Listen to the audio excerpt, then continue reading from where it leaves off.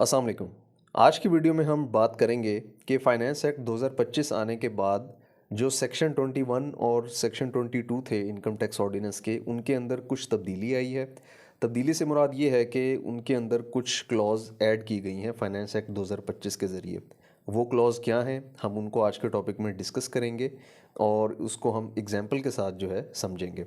तो disallowance of certain expenditures के बारे में हम आज बात करने जा रहे हैं। सबसे पहले हम बात करते हैं सेक्शन 21 में जो क्लॉज क्यू है वो ऐड की गई है। अब देखिए, जो सेक्शन 21 है ये बेसिकली डील करता है इनकम फ्रॉम बिजनेस के हेड को। कोई भी बिजनेस है, जब आप वो बिजनेस परफॉर्म कर रहे होते हैं तो उसके अंदर आप ऑफ कोर्स डिडक्शंस करते हैं अपने एक्सपेंसेस की, और एक्सपेंसेस की डिडक्शन करने के बाद फिर आपके पास जो है वो प्रॉफिट निकल कर आता है, और उस प्रॉफिट पर जो कि टैक्सेबल प्रॉफिट होता है उसके ऊपर आप एडमिटेड टैक्स पे करते हैं साल के आखिर में, या एडवांस टैक्स की सूरत में भी, वट एवर द केस में भी। वैसे तो सेक्शन 21 बहुत बड़ा है, इसके लिए एक सेपरेट टॉपिक भी रखा जा सकता है, लेकिन आज का जो वीडियो है उसका मेन मकसद ये है कि हम डिस्कस करें वो 3 चेंजेस जो आई हैं फाइनेंस एक्ट 2025 के बाद। तो आज की वीडियो में हम सिर्फ उसको डिस्कस करेंगे। तो अब देखें, जो सेक्शन 21 है इसमें क्लॉज क्यू की एडिशन की गई है, जो कि कहती है कि 10% ऑफ द क्लेम्ड एक्सपेंडिचर, यानी ये डिसअलाउंस की बात कर रहा है कि 10% जो है वो डिसअलाउ होगा। हम आगे चल के इसकी एग्जांपल भी समझेंगे, इसलिए अल्फाज से कंफ्यूज ना होइएगा। 10% of the claimed expenditure made attributable to purchases made from persons who are not national tax number holders. अब यहाँ पे देखें, गौर करें कि ये कह रहा है कि 10% जो आपका एक्सपेंडिचर है ना, उसका 10% जो है मैं डिसअलाउ करूँगा, आपको अलाउ नहीं करूँगा कि आप उसकी डिडक्शन क्लेम करें अगर आपने किसी ऐसे पर्सन से परचेजिंग की है जो कि नेशनल टैक्स नंबर होल्डर है ही नहीं। अब देखें, जो टर्मिनोलॉजीज़ हैं ना, नॉन फाइलर और not holding the national tax number, इन दोनों टर्मिनोलॉजीज़ में फ़र्क है। अब not holding the national tax number यानी कि एनटीएन नंबर का मतलब ये है कि वो पर्सन सिरे से एफबीआर के साथ रजिस्टर्ड ही नहीं है। अब कुछ लोग होते हैं जो कि एफबीआर के साथ रजिस्टर्ड होते हैं, लेकिन वो अपनी इनकम टैक्स की रिटर्न्स फाइल नहीं करते। यानी जो इंडिविजुअल लेवल पे, जो छोटे लेवल पे काम कर रहे होते हैं, वो अक्सर इस तरह करते हैं, लेकिन जो कंपनीज़ हैं, एओपीज़ हैं, जो बड़े लेवल पे काम कर रही होती हैं, वो तो अपनी कंप्लाइंस को बड़े अच्छे से लेके चलती हैं। तो खैर, एनीवेज, बात करने का मकसद ये है कि यहाँ पे नॉन फाइलर की बात नहीं हो रही, बल्कि ऐसे पर्सन की बात हो रही है जो कि सिरे से एफबीआर के साथ रजिस्टर्ड ही नहीं है। तो फिर क्या होगा कि 10% उसका डिसअलाउ होगा। तो देखिए आगे क्या लिखा हुआ है कि provided that in case of purchase of agriculture produce this clause shall only apply to the purchase made from middle man. यानी कि अगर आप किसी फार्मर से प्रोडक्ट परचेज कर रहे हैं तो उसका एनटीएन में रजिस्टर्ड होना ज़रूरी नहीं है। मतलब अगर वो नहीं भी रजिस्टर्ड तो आपके ऊपर ये क्लॉज लागू नहीं होती। लेकिन अगर आप मिडल मैन से परचेज़ कर रहे हैं, यानी जो ब्रोकर है उससे आप परचेज़ कर रहे हैं, तो फिर जो है आपके ऊपर ये जो सब क्लॉज क्यू है वो लागू होती है। और इसमें वैसे भी जो एग्रीकल्चर का जितना भी काम है बड़े लेवल पे, वो आप देख सकते हैं कि ब्रोकर्स के थ्रू ही होता है। जितना भी माल मंडियों में आता है वो कमीशन शॉप्स बनी होती हैं, वहाँ पे एजेंट्स बैठे होते हैं जो कि इसको सेल करवाते हैं और अपना कमीशन लेते हैं। Anyways, provided further that board may by notification in the official gazette exempt persons or classes of person from this clause subject to such conditions and limitations as may be specified. यानी कि board अगर चाहे तो notification के ज़रिए कोई person, किसी खास पर्सन या क्लासेस ऑफ पर्संस को इससे एग्जाम्प्ट भी कर सकता है। तो अब हम आगे एक छोटी सी एग्जांपल इसकी देख लेते हैं, क्लॉज क्यू जो अभी हमने पढ़ी। अब देखें, फ़र्ज़ कर लें कि एक पर्सन है जिसने 1 लाख रुपए की गुड्स परचेज़ की ऐसे पर्सन से जो कि एफबीआर के साथ रजिस्टर्ड है ही नहीं, जिसका एनटीएन नंबर बना ही नहीं हुआ। क्योंकि जब आप एफबीआर के साथ रजिस्टर्ड होते हैं तो आपको एनटीएन नंबर उसी टाइम मिल जाता है। यानी कि NTN number is basically your registration number with FBR. और अब इसमें क्या होगा, अगर 1 लाख रुपए की उसने प्रोडक्ट्स परचेज़ की हैं नॉन एनटीएन होल्डर से, तो इस केस में अब देखें 10% जो है वो डिसअलाउ हो जाएगा। अब देखें, जो आप 1 लाख रुपीज़ की प्रोडक्ट्स परचेज़ कर रहे हैं वो आपका एक्सपेंस है। जब आप अपने बिजनेस के प्रॉफिट्स को निकालेंगे तो ये जो एक्सपेंसेस हैं आप इसको हमेशा माइनस करते हैं, तो तभी आपके पास प्रॉफिट आता है। तो इस केस में क्या होगा कि हमने सिर्फ 10,000 तक जो है वो सॉरी, हमने सिर्फ 90% जो है वो अलाउ किया हुआ है, बाकी जो 10% है वो डिसअलाउ कर दिया है। तो 10% यानी कि 10,000 रुपये आप क्लेम नहीं कर सकते डिडक्शन में, बाकी 90,000 है उसको आप क्लेम कर सकते हैं। तो आगे देख लें। अब फ़र्ज़ कर लें कि यही बिज़नेस जो है वो साल के आखिर में अपने प्रॉफिट्स कैलकुलेट कर रहा है, तो प्रॉफिट बिफोर टैक्स फ़र्ज़ कर लें उसका 6 लाख रुपए आ रहा है। तो अब क्या होगा कि हमने जब ये प्रोडक्ट परचेज़ की थी, तो लाज़मी बात है कि हमने अपनी बुक्स में 1 लाख रुपीज़ का एक्सपेंस शो कर दिया, और ज़ाहिर सी बात है 1 लाख क्योंकि निकल चुके हैं, तो इस हमारे पास अब 6 लाख रुपए जो है वो प्रॉफिट बिफोर टैक्स आ रहा है। ये हमने यहाँ पे एग्जांपल ली है 6 लाख रुपए, हमने कोई कैलकुलेशन नहीं की, हमने बहुत ही सिंपल सी एग्जांपल ली। तो अब चूंकि हमने 90,000 जो है वो डिडक्ट करने थे पूरे 1 लाख के बजाय, इसलिए जो रिमेनिंग 10,000 रुपीज़ हैं जो कि डिसअलाउ थे हमें, उसको हम ऐड बैक करेंगे। तो अब टोटल हमारा जो प्रॉफिट बिफोर टैक्स है वो हो जाएगा 6,10,000 रुपये। यानी कि अब आप देखें, अगर आप किसी नॉन एनटीएन होल्डर से कुछ परचेजिंग करते हैं तो उसका इम्पैक्ट आपके ऊपर क्या बनेगा कि आपका जो प्रॉफिट बिफोर टैक्स है, यानी आपकी जो टोटल टैक्सेबल इनकम है, टैक्सेबल प्रॉफिट है, वो बढ़ जाएगा। यहाँ पे आप देख सकते हैं कि इतना ज़्यादा फ़र्क नहीं आया, और इसमें देखा जाए तो ये सिर्फ 10% की जो है वो लिमिट रखी है, जो कि बहुत ज़्यादा नहीं है। और इसमें एफबीआर ने क्लैरिफिकेशन भी दी है कि ये करने का मकसद ये है कि जो कंप्लाइंट बिजनेसेस हैं, जो एफबीआर के साथ रजिस्टर्ड हैं, मैक्सिमम जो बिज़नेस है वो उनके पास जाए। तो इसी तरीके से सेक्शन 21 में क्लॉज एस भी ऐड की गई है, जो क्या कहती है कि डिसअलाउ है 50% of the expenditure claimed in respect of sale where the tax payer receive payment exceeding 200,000 rupees otherwise than through a banking channel or digital means against a single invoice containing one or more than one transactions of supply of goods or provision of services.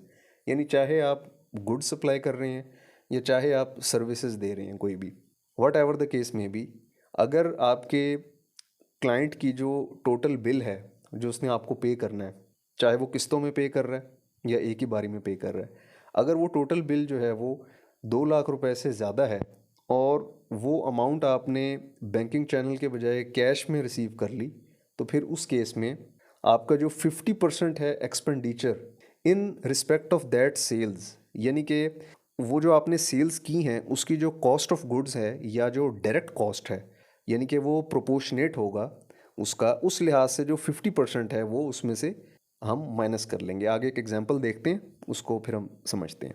अच्छा, अब इसमें एक चीज़ और important है, वो ये है कि जो बैंकिंग चैनल है ना, बैंकिंग चैनल का मतलब ये है कि चाहे आप इंटरनेट बैंक फंड्स ट्रांसफ़र से उसे पेमेंट कर रहे हैं, इजी पैसा, जैज़ कैश, माइक्रो वॉलेट्स या बैंक अकाउंट से आप पेमेंट कर रहे हैं, उसके अकाउंट में ट्रांसफ़र कर रहे हैं, वो भी बैंकिंग चैनल में आता है। चेक पे ऑर्डर दे रहे हैं, वो भी बैंकिंग चैनल में आता है। इवन अगर आप कैश जाके उसके बिजनेस बैंक अकाउंट में जमा करवा रहे हैं अपने नाम से, तो तब भी वो बैंकिंग चैनल में ही कंसीडर होगा। ये बड़ा क्लियरली एफबीआर ने जो है अपने नोटिफिकेशन में बताया हुआ है। तो अब हम चलते हैं इसकी एक एग्जांपल की तरफ। बहुत सिंपल सा टॉपिक है ये, और इसमें मैंने कोशिश की है कि इसको जितना सिंप्लीफाई हो सके सिंप्लीफाई करके मैं आपको समझाऊं। तो सेक्शन 21 क्लॉज एस। अब देखें, फ़र्ज़ कर लें कि सिंगल इनवॉइस जो है, एक एक पर्सन की जो इनवॉइस है, रेवेन्यू है, सेल्स रेवेन्यू, वो 3 लाख रुपए है। और अब फ़र्ज़ कर लें कि 3 लाख रुपए की चीज़ अगर वो सेल कर रहा है तो उसके ऊपर जो डायरेक्ट कॉस्ट आ रही है, यानी वो कॉस्ट ऑफ गुड सोल्ड आ रही है या कॉस्ट ऑफ सर्विसेज आ रही है इन केस ऑफ सर्विसेज, और एनी अदर डायरेक्ट कॉस्ट अगर उसके साथ इन्वॉल्व है, तो उसमें फ़र्ज़ कर लें कि हमारी कॉस्ट आई 2 लाख रुपए। तो अब ये जो 2 लाख रुपए है, ये इसका 50% आपको डिसअलाउ हो जाएगा अगर आपने ये amount bank account banking channel के थ्रू नहीं रिसीव की, बल्कि आपने कैश में रिसीव की। तो 50% जो है वो कैसे डिसअलाउ होगा, बिल्कुल इसी तरह आप देख सकते हैं कि 2 लाख का 50% हम निकालेंगे, 1 लाख बन जाएगा। तो आप जो है वो सिर्फ 1 लाख रुपए तक का जो है क्लेम कर सकते हैं। बकाया जो 1 लाख रुपए होगा वो आप उसको क्लेम नहीं कर सकते अपने एक्सपेंसेस में। तो इसी तरीके से हम देख लेते हैं अपनी वही जो पिछली एग्जांपल में भी हमने ये कंसिडर किया था कि हमारा प्रॉफिट बिफोर टैक्स 6 लाख है। इस एग्जांपल में भी हम वही कंसिडर करते हैं कि जी अच्छा 6 लाख रुपए है फ़र्ज़ करें टोटल टैक्सेबल प्रॉफिट। लेकिन अब क्या करेंगे कि हम ऐड बैक करेंगे वो 50% जो डिसअलाउंस है उसको ऐड बैक करेंगे 1 लाख। तो अब हमारा जो टोटल टैक्सेबल प्रॉफिट है जिसके ऊपर हमने टैक्स कैलकुलेट करके पे करना है, वो अब 6 लाख नहीं बल्कि 7 लाख रुपए बन गया है। तो इसी वजह से कोशिश करनी चाहिए कि जो भी आप बिज़नेस कर रहे हो, चाहे छोटे लेवल पे कर रहे हो, तो उसका एक सेपरेट बिजनेस बैंक अकाउंट जो है वो लाजमी खुलवा लें, कोई बहुत मुश्किल नहीं होता ये। तो इसी तरीके से सेक्शन 22 जो कि डेप्रिसिएशन को डील करता है, जो कि काफ़ी वसी टॉपिक है और इसके ऊपर एक सेपरेट वीडियो हम रखेंगे और इसमें हम पूरा वो डिस्कस करेंगे कि किन चीज़ों पर डेप्रिसिएशन है और किस तरीके से जो है ये निकाली जाती है डेप्रिसिएशन। तो इसको हम सारा किसी और टॉपिक में डिस्कस करेंगे, लेकिन आज की वीडियो में हम सिर्फ ये देखेंगे कि फाइनेंस एक्ट 2025 के बाद क्या इसमें चेंज आया। तो सेक्शन 22 में इन्होंने अभी फाइनेंस एक्ट 2025 के बाद एक नया पैराग्राफ ऐड किया, आप देख सकते हैं रेड कलर में लिखा हुआ है, प्रोवाइडेड दैट द, बल्कि शुरू से पढ़ें इसको, subject to this section a person shall be allowed a deduction for the depreciation of the person's depreciable assets used in the person's business in the tax year, provided that the depreciation expense shall not be allowed for the amount paid for addition of capital assets to a seller in all relevant tax years if the tax deductible under this sections 152 or 153 of the ordinance in respect of those payments has not been deducted and deposited in the treasury। यानी आपके business के जो भी fix asset होते हैं, जिसमें कोई car हो सकती है, कोई स्पेसिफिक फर्नीचर हो सकता है, इवन के एरोप्लेन्स हैं उसके ऊपर भी डेप्रिसिएशन है। इस तरह कुछ सर्टन एसेट्स होते हैं जो कि डेप्रिशिएबल एसेट्स होते हैं, उनकी आप डेप्रिसिएशन जो है वो क्लेम कर सकते हैं। और जब आप डेप्रिसिएशन क्लेम करते हैं तो क्या होता है कि जो आपकी टोटल टैक्स लायबिलिटी होती है वो रिड्यूस हो जाती है जब तक कि उसकी जो डेप्रिसिएशन है वो चलती रहती है। तो अब इसमें आप देखें, इसने कहा हुआ है कि अब असल में देखें इस सेक्शन में इसने क्या किया, इसने जो विद होल्डिंग की कंप्लाइंस है ना उसको इसने और भी ज़्यादा इन्फोर्स कर दिया है। यानी कि देखें, जब आप कोई परचेजिंग करते हैं और सेक्शन 153 के अंडर अगर आप विद होल्डिंग एजेंट हैं, यानी कि देखें सेक्शन 153 आपको बताता है कि फॉर ए प्रिस्क्राइब पर्सन उसने विद होल्डिंग जो है वो करनी है, टैक्स डिडक्ट करके उसने जमा करवाना है और उसकी सारी कंडीशंस वहाँ पे लिखी हुई हैं। अगर वो नहीं करवाता तो फिर इस केस में क्या होगा कि जो डेप्रिसिएशन है वो उसको डिसअलाउ हो जाएगी। और इसी तरीके से अगर वो सेक्शन 152 के अंडर, जो कि सेक्शन 152 डील करता है पेमेंट्स टू नॉन रेजिडेंट्स, ये यानी कि जो पेमेंट्स आपके मुल्क से बाहर जा रही होती हैं उसको डील करता है। यहाँ पे एक बात याद रखिएगा कि इंपोर्ट का ताल्लुक सेक्शन 152 से नहीं है। जब आप इंपोर्ट करते हैं तो वो उस पर जो इनकम टैक्स आपका कट रहा होता है वो सेक्शन 148 के अंडर आता है। तो इंपोर्ट के टाइम पे आपके जो टैक्सेस हैं, इनकम टैक्स, सेल्स टैक्स और जो साथ में कस्टम ड्यूटीज़ होती हैं, वो उसी टाइम पे at the time of import, at the time of clearance वहाँ पे डिडक्ट हो जाती हैं और फिर बाद में आप उसको क्लेम करते हैं या उसको आप शो करते हैं कि देखें ये मैंने इनकम टैक्स पे किया। तो खैर वो एक सेपरेट टॉपिक है बहुत बड़ा इंपोर्ट्स का, वो हम किसी और वीडियोज़ में उसको डिस्कस करेंगे। तो यहाँ पे ये है कि सेक्शन 152 के अंडर और 153 के अंडर अगर तो विद होल्डिंग नहीं की, उसकी कंप्लाइंस नहीं की, तो आप उसकी जो डेप्रिसिएशन एक्सपेंस है वो आप क्लेम नहीं कर सकते। एग्जाम्पल से देख लेते हैं। फ़र्ज़ कर लें कि एक डेप्रिशिएबल एसेट परचेज़ किया है 1 करोड़ रुपए का। डेप्रिशिएबल एसेट होना भी ज़रूरी है, यानी ये नहीं है कि आप कोई भी एसेट जो है उसको लेके उसको डेप्रिशिएबल कंसीडर कर लें।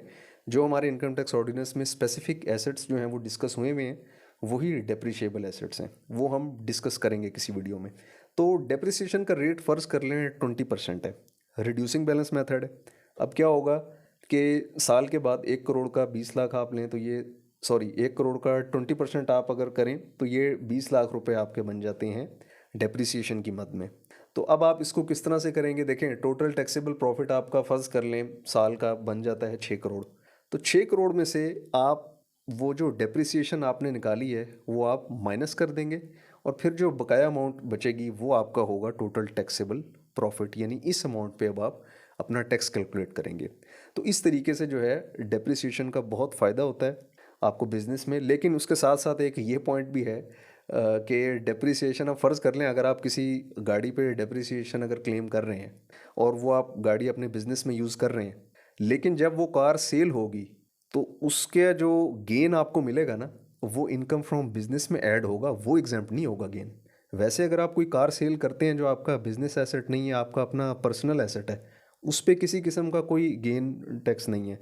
लेकिन अगर वो बिज़नेस के लिए इस्तेमाल हो रही है, उस पर आप डेप्रिसिएशन क्लेम कर रहे हैं, तो फिर उस केस में उसकी जो अगर गेन आता है तो वो आपके इनकम फ्रॉम बिजनेस में शुमार होता है और उस पर टैक्स दिया जाता है। वैसे ये अलहदा टॉपिक था जो कि हम डेप्रिसिएशन में डिस्कस करेंगे, लेकिन फिर भी मैंने समझा कि यहाँ पे आप लोगों को मैं बता दूँ। चैनल सब्सक्राइब कर लें। जज़ाकल्लाह, खुश रहें, अल्लाह हाफ़िज़।